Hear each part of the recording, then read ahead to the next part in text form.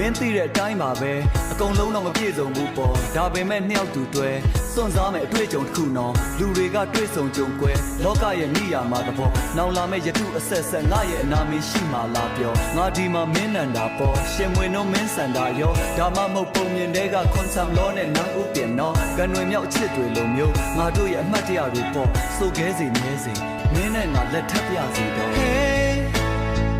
ဘာဖြစ်ဖြစ်ချင်မဲ့နေလေးလာချောင်းစဲ